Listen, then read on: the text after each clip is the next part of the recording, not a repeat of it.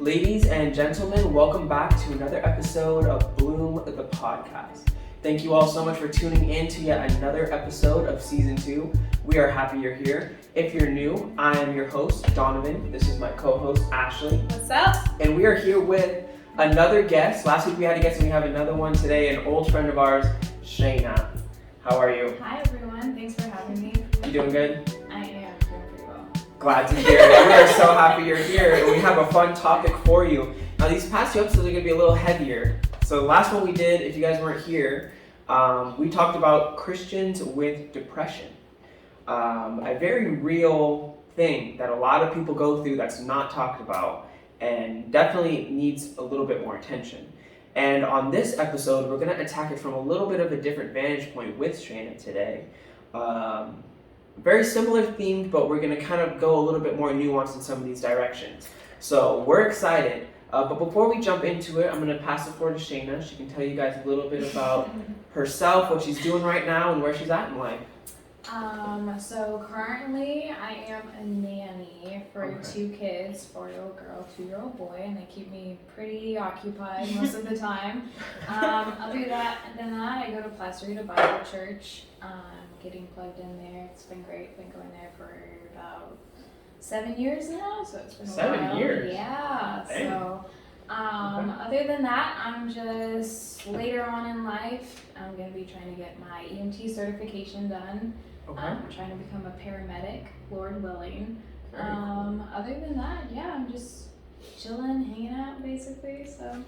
Well, thank you for taking the time out of your day to hop on over to the Bloom studio. We're happy to have you. Yeah, of course. So, jumping right into today's episode, we're going to be talking about getting over personal experiences, whether those be traumatic experiences or just very high tension experiences with people in our lives, whether that be struggling with forgiveness, whether that be struggling with self-awareness. We're going to talk about all of that today. So just similarly to the last episode, I'm going to pass the floor to Shayna first. In your life, and when we're kind of talking about these traumatic experiences or these really, really saddening and angering situations that we go through, because they're inevitable, right? Yes.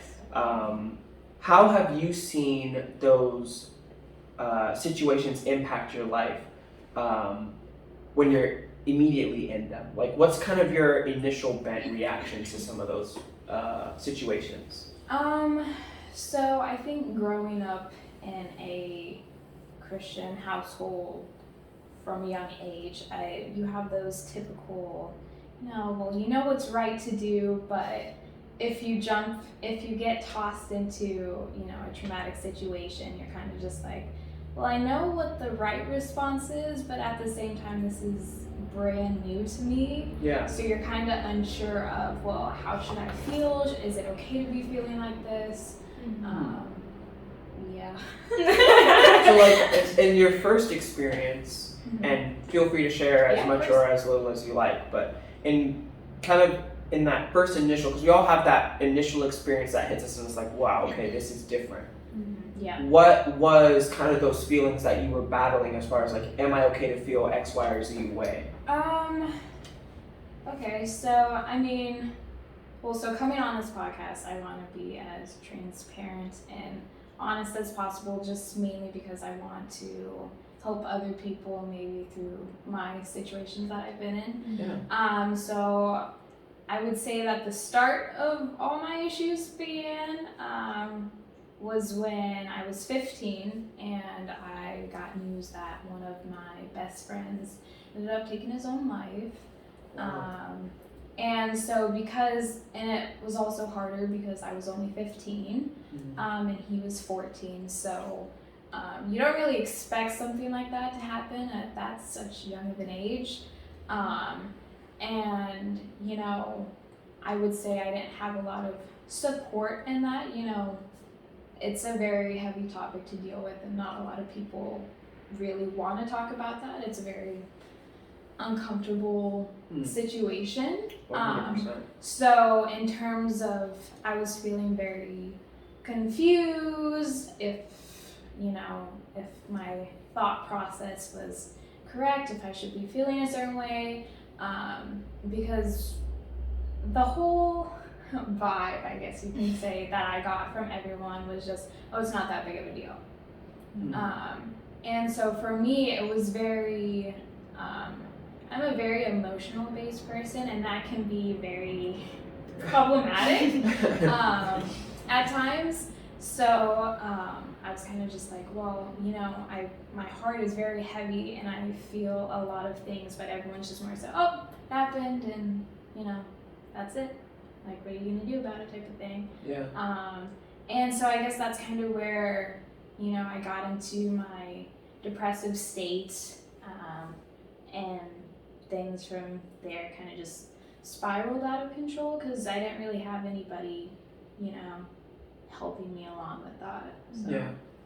I totally understand that. I get exactly where you come from. I don't know if you have anything like that where you can piggyback on that. Yeah, I mean, definitely nothing as traumatic because that's wild, especially at a young age. But I think at that age, I feel like that was kind of around the same time I went through whatever I went through. And it's just, I think it was kind of eye-opening for me at that time because I was a believer, but in our household, we weren't allowed to get baptized till we were like a little older so that they could make sure that, you know, we were sure about our salvation. Yeah, definitely. And so during that trial, I kind of saw it as like, okay, this is where we're going to find out, am I going to fall off the edge or am I going to keep going, you know? And honestly, I feel like now that I look back at it, it was one of the most encouraging times in my life because I finally felt 100% sure of my salvation because going through the hurt, I was like, I'm still going after God. Like, nothing is going to shake this, even if I'm, you know, going through this hard time. And so, yeah, that was kind of my first experience with it. Like I said, it wasn't as traumatic, so it's not as much of like, you know, like shakes you to your core, you know, like puts you in a depressive state necessarily. So my experience is definitely different, but yeah, that's what I remember. I think it's important, and we did touch on this a little bit in the last one, but trials are subjective, right? So for you, it may have been whatever you're going through at that age. For you, it was your friend taking his life, and obviously, if you were to objectively look at them, you could say, like, this is way worse, right? But the Lord brings you to those points when you need to be there, and like you mentioned, He doesn't give you anything more than that you can handle. Right. So those are important things to keep in mind. But I definitely want to touch back to something that you said when it comes to those emotions. Because, like, for me, when I was going through some of those trials where you feel, you know, like you've been hurt, you feel, you know, abandoned, you feel betrayed, all these different things, and then those other emotions of like anger and bitterness and resentment start to creep in, and even some of the maybe not so bad from the onset feelings of general sadness and stuff like that, you do wonder, like, is it okay to feel this way? Like, should I be, you know, asking for forgiveness for feeling this way? And I think one of those big things where it comes back to is, in certain situations, obviously yours is a little bit different, but when it comes to putting yourself in that position and looking at where you're responsible and where you can turn it around, because we can only control what we can control, right? So I think focusing on our responsibility in those moments is a good way to kind of detract from the situation and say, okay, looking at it from the outside, how can I address this and kind of come at it from a way that's more biblical? And I think starting with those emotions is a good place to really check your emotions to see where are these emotions stemming from, and is it something where I should be concerned? Because that is a valid question of, are these emotions sinful or not? So yeah, I don't know for you as far as later on in your life, because how do you see those trials coming through to the other side now where you're at now? How have you seen the Lord kind of guiding you and shaping your heart as you go through those trials? And obviously we're all still works in progress, myself included. There's stuff that you have to daily check yourself for, because there's been situations where if I sit there and think about it too long, it's easy to be like, and then yeah. you just start the cycle again. So we're all work in progress. We're all fighting these things on a daily basis. Mhm. But as a more mature person now coming through to the other side, how do you see the Lord kind of working you and steering you back to Him? So Ashley and I, we had a conversation a few days ago, and I feel like that was honestly like my turning point because I hadn't really figured out, or I didn't want to deal with what was the, cause of certain actions that, was based on for the past 3 to 4 years now. And she, and a very loving, like Ashley is one of the most loving people I know. That's lies. And I know, no, the way you handled it was very, very well done. And she kind of just had told me like, look, like, I love you, but here's some patterns that I've been seeing in the past few years. And I didn't really want to blooper there. I didn't really want to come to terms with just how I was living my life. Mm-hmm. And so, man, I lost my train of thought. No, you're good, girl. Oh, you're good. Yeah, I think come back to me. Well, I mean, I think what you just said is really important. Like, actually accepting responsibility is a huge thing. Because especially when you go through something where it's, or at least in the short term, and it could be either way, where someone has actually wronged you and is, done something that really, really affects you, or where sometimes we can have self-inflicted pain that we bring ourselves to, and that happens with us a lot, where we are not doing what we need to be doing, and we're not pursuing the things we need to be pursuing, but we don't want to come to terms, like you said, with changing those patterns or changing the life that we're living to really address it. Yeah. So that's one of those hard things to really pull ourselves out of more of a victim mentality and really take responsibility. Because I feel like today's age, it's very, very easy for everyone to just be like, yes, you're a victim of something. Everyone's kind of pushing to be a victim. And it's a very backwards mentality of what we see in the Bible as, Christ was like, I'm a victim. All the apostles were victims. But no, that's not what we're called to do. We're called to take responsibility for our actions and pursue the things of the Lord. So that's one of those really tough cultural things to jump out of. I think adding on to the victim mentality, so with me, I feel like I got more of the victim mentality the past few years, like after he passed away, because I didn't feel like my feelings were validated, and so anything else that I went through later on, whether it was relationships or anything of that sort, I felt like people didn't really care much about like how I felt about the situation. Yeah. So like with what Ashley was talking to me about, she was kind of like, well, you have a tendency to exaggerate a little bit and like manipulate the situation, and just like looking on it now, I'm just like, oh, like dang, like she called me out real good on that. And it was something that nobody wants to admit and like look at their own sin and be like, well, now it's affecting other people rather than just you. I feel like that was a really big eye opener for me once my sin started affecting other people. Yeah. Because for me, like when it comes to me, I don't really, care much so about me, but like I'm a very type of person that will, want to help people and so on and so on. So once, if it was either long-term bitterness that I had for someone else, and then a mutual friend of ours got in the way of that, and then my bitterness just showed up within like an instant. I was like, okay, I'm seeing like patterns here that I haven't really dealt with, all kind of, coming from one specific thing. So, yeah.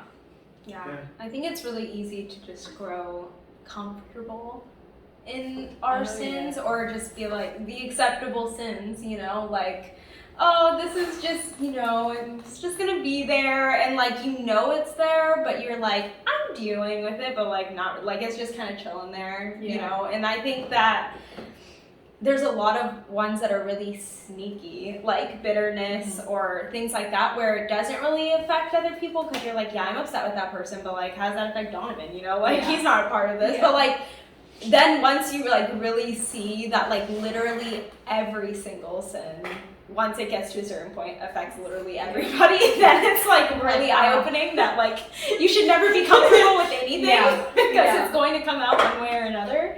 And what's crazy too is, even in the sense of it affecting other people, it affects us even more than I think we realize. Because for one of the things for me was forgiveness and that bitterness. I harbored so much of it, and I still have to work today of really giving it over to the Lord. But you go through these things, right? And for me, you go through these relationships, you go through these things, and you get very bitter, you get angry, and you start holding these things against these people, right? And in one sense, you're like, well, like you said, it's not affecting anyone, it's just me, I'm just feeling this way. But then on an even greater scale, when you start to pursue things that you want, you start to see that bitterness and resentment coming up. So for me, like, even though I thought to myself, like, I'm past this person, like, I'm over this, I'm over that, when you start pursuing other things and you start to pursue other people and you haven't really dealt with that, you see it in the way that you interact with other people. And like, that was one of the things for me where I was like, that was an eye-opening one. Seeing how indirectly it was just like warping my sense of the way I view people as a whole, just because of my bitterness to a specific individual or a specific situation, where it can just completely shatter the way that you're supposed to be acting as a believer. And that's one of those really debilitating things where at first I didn't even really recognize it. But again, I had to have a brother, kind of like what you're saying, where Ashley pulls you aside and says, hey, like, I see this. Someone has to come and say, like, look, I see this in you. And like, once someone really shows you your heart, you're like, man, like, this whole time I've been associating these things with X, Y, or Z outside of myself, when it's really all inside my sinful heart and not giving these things over to the Lord. So it definitely is one of those really difficult things, again, like you said, to face your sin and to really acknowledge it and give that up to the Lord. That's always going to be a hard one. But yeah, how have you seen, or what are some practical things, I guess would be a better way to approach it, practical ways of addressing some of those heart feelings and assisting us in giving it over to the Lord and really being open about it? Because I feel like that's something that's very hard for people to do. I think, well, at least with me, what I've always tried to do is just be as open and honest with people who are trying to keep me held accountable for certain things. And then honestly just being, honest with yourself and really, like, as painful as you don't want to think about it, like, it's going to hinder your walk with Christ if you don't address it. And I mean, I was telling you a little bit, but my small group leader, she put it this way. She's like, look at your sin as pieces of broken glass in you. And she's like, yeah, it's going to be painful to take every single one of those pieces out, but if you leave that in you, you're going to be dead. Yeah. It's going to get infected and it's going to consume every single part of you. Yeah. And I think just looking at my sin as, okay, this is something that can kill me. Like, this is going to debilitate my walk with Christ, and how detrimental it is to you and other people is just something that my Words. Words. Difficult, very difficult. I just feel like, at least recently, I've noticed the seriousness of my sin, and as hard as it is to look at yourself in the mirror and see the seriousness of your sin, like, you're not gonna get anywhere if you're just, not addressing the problem. Yeah, I think that's the first step. Is I can always tell when God's working in my life, not when I stop my sin, but when I'm thinking about it constantly. When I'm like, girl, you just did this again. When it's constantly there and you're just so aware of it 24/7 that I'm there is no putting it off. Once you see it and you see it everywhere, then you're just I have to deal with this now, Yeah. And I feel like it's really just acting on it and stopping it, not being lazy with it, because I think as Christians it's we're always going to struggle with a sin. Once you put to death one sin, another one's going to come up. And so I think it's easy to be well, this is just my sin for right now, and when I stop this, it'll be something else. So, like I said, growing comfortable. But, we constantly have to not be lazy, and yes, there's going to be the next sin, but then you're going to deal with that sin when you get to it, and just going hardcore into that. If it's bitterness, you're going to do a whole study on bitterness and pray about it constantly and, talk to a friend, get encouragement about dig full-heartedly into whatever that root is. Not just I'll read my Bible and hopefully that will go away. Be intentional with the specific sin that is happening in your life. Yeah, two things come to mind. One is the definition of insanity. And I feel as Christians, we embody that so much of doing the same thing over and over again and expecting a different result. Yeah. That's us fighting sin in this kind of lukewarm state where we're acknowledging it, we know it's there, we pray a little bit Lord forgive me, it won't ever happen again, and then we put ourselves in that exact same situation probably an hour later where we're fighting that sin and we've already premeditated that sin in our mind and it's already that much harder to fight, and that's just I feel us all the time. And the second thing I was thinking of is just a message I heard from John Piper about, again, the seriousness of sin. And he talks about the language in the Bible that's used to describe the way that we're supposed to fight sin and how violent and warlike the language is in the Bible. We think of often of the example of if your right hand causes you to stumble, cut it off. Yeah. And we're always oh, that's just hyperbole, it's just an analogy. But yes, in one sense it is an analogy, but just that language of severity of you will amputate yourself to stop yourself from sinning against God. And that is so much serious language, and I didn't even think to write down the references he used in that sermon, but there's so many references that are so similar to that in the sense of just taking severe measure. Anger in your heart is murdering someone. Right. No one takes that seriously. Yeah. Right, and just the severity of sin and the severity we need to be attacking it with, even in situations where it is, traumatizing or is severely damaging to our walk or really shakes us. There is still that responsibility on our part to, yes, rely on Christ because he brings us through, but in the same breath to attack those sins. Yeah. And like you mentioned, to jump on it as soon as we see it, because if we let it sit there for even just a moment, every increasing moment it's going to get more difficult and more difficult to fight off. Mm-hmm. So nipping it in the bud as soon as possible is always going to be the best bet. 100%. But yeah, and kind of our closing question, I think, which would be a good thing to, I feel like this is always a good place to end up, because I feel like once we talk about it and address it for ourselves, it's a little bit easier for us to address it in our own lives. Mm-hmm. But as believers, we're called to be disciple makers, we're called to be teaching people and to help others come more to Christ. So in relationships with other people, when you see someone who's going through a very heavy trial and maybe is falling into either a victim mentality or is harboring bitterness or maybe doesn't know how they should be processing their own emotions, what are some good things that you would say either helped you in your life or you think would have helped you that you can then bring to the table for a brother and sister in need? So I mean, what I personally try to do with people that come to me that, you know, are dealing with something, I try to just listen first and, you know, assess the situation.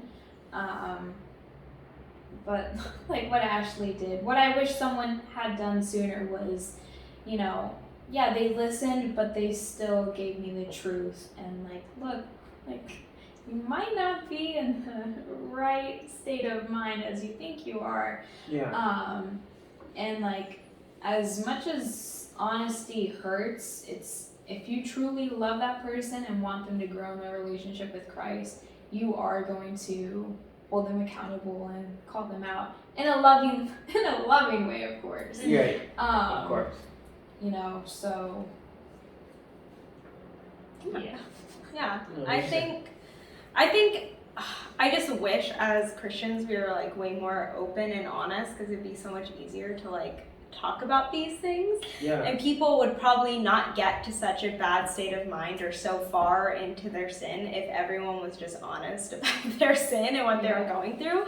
But it is shameful because, you know, no one really talks about it. And so, like you said, you don't know how it feels, and then it just progresses and progresses because no one's like really paying attention, and it just like misses, like everybody misses the boat, and it's just gone from there. Yeah. And so I think as believers, we need to start being more open and honest and just being like, yeah, what is the sin you are struggling with right now? And like, let's be honest, like how bad is that? Where is it going from here? You know, like, and talking with that person, you're also sharing your heart, not just trying to be like, so what are you doing? Like, what are you doing right now? You know, like, what am I doing? You know, and sharing that with each other. So kind of like, you don't always have to be like the discipler, but like be that encouragement to each other. Mm-hmm. I think it's a lot easier for someone to be open and honest with someone when they're talking to someone who's also seeking their encouragement as well. You know, because I think it can kind of be like, oh, like this person must be like kind of looking down on me, or like they just have it all together, or, you know, like it's not like a friendship, it's more like a discipler relationship. Yeah. And I think we just need more regular friendship and caring about each other in those friendships rather than everyone becoming a discipler the second their friend comes to them with a problem. Yeah. I think we need more of that. Yeah. So that would kind of be my advice, like be that friend for each other. And like if your friend's going through something and they're sharing something with you, share your heart with them too. Like be on the same page together, just encourage each other, I'd say. Yeah. Yeah, so much there. I think with the first point you guys are making of transparency and the urgency of talking to someone, you said you wish someone would have came to you sooner. Mm-hmm. And I think that just resonates with me so much because I felt the same way in certain aspects of, I felt in those moments you feel like no one knows and you don't really want to burden someone with your problems, so you don't really go out of your way to tell anybody. Yeah. But then at the same time you feel as no one's really checking in on you. Mm-hmm. So I feel like as believers we need to have the type of relationships where we are close enough with one another to know what's going on in each other's lives and to really be checking in instead of like, how are you? Being like, how are you really? Like, how are you really doing? Asking uncomfortable questions. Yeah, and like, because those are ultimately what's going to make those friendships stronger, where you can ultimately go to that person without them even asking, like, hey, look, I need you right now. Like, I need you to pray with me. I need your prayers. Like, those friendships start there. Yeah. So I think having the body of believers being open and transparent with each other is just imperative. Like, it's a must. Right. And yeah, I think because even when it is more of a discipler relationship, like I think those are just equally as important. I think at the same time there's a balance of like, let me just hit you over the head with the Bible, let me teach you. So I think that's the one thing that I struggled with a lot is like with biblical counseling. Mm-hmm. I feel like biblical counseling is like a boxing match with Bibles of like people just like hitting you over the head. It's just like very aggressive. Mm-hmm. It doesn't really take into account like those questions that beg to be asked, like, are these feelings okay? Like, should I be feeling this way? Like, that's a valid question. I think those questions need to be answered from a biblical standpoint, yes, but with the practicality and with the empathy there to answer that question. So yeah, I just, there's so much balance that needs to be had, and just being aware of people's, issues. I remember going through, again, really low point, and my old small group leader, I've shouted out Will Chung like 100 times on this show, but he like reached out to me when no one else called me. No one else called. He called me and was like, hey, let's go get dinner. And just went through some of those practical questions, like asking like, how are you feeling about this? Or how did this affect you emotionally? Like questions that I had never really been asked from someone in a discipler relationship, where it's more like, well, where do you see your sin? It was more like, okay, so let's talk about it. And then in a roundabout way, kind of bringing in the scriptures and kind of shining that light of like, okay, so this is where this is coming from. Even though it's a valid feeling, like you said, you felt like no one validated your feelings. That's such an important thing. There's a balance to it as well, where you don't want to like validate someone's sin in a sense, but in a way that you understand where that thought process is coming from. So it's just, it's the balance game. You don't want to swing too much. I feel like specifically with emotions, a lot of people, like, if someone wrongs you, your initial reaction is to get upset, you're hurt by it, you're mad. And, like, we are all simple human beings, and that's going to be our initial reaction. And, it's just don't dwell on it for so long to where it becomes bitterness and you're harboring certain feelings and sin. And, like, as well with depression, too, as you were saying in your last podcast that I was listening to, you were just saying that, we get comfortable and it becomes a security blanket. Yeah. And it's just, like, I've never resonated with anything more, because specifically with me, it's like, well, I'm just going to have a pity party for myself and, have the victim mentality of being like, oh, see, I am hurting, so, like, why is nobody doing anything about it? So definitely resonate with that. Honestly, I've been saying for the past, 3 years, specifically in the New Testament, with just looking at, the way Jesus lived his life, it was all about balance. Every time I read the New Testament, I'm just like, how can I be more like Jesus? Because he just had such, a loving demeanor, yet he was just, and he wasn't afraid to call out people when they needed to be called out. Yeah. So,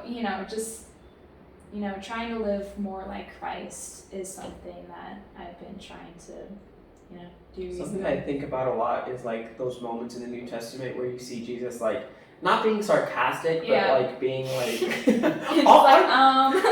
almost like super witty and like you're kind of an idiot. But still like in a loving way where it's like, how can I do that? Yeah.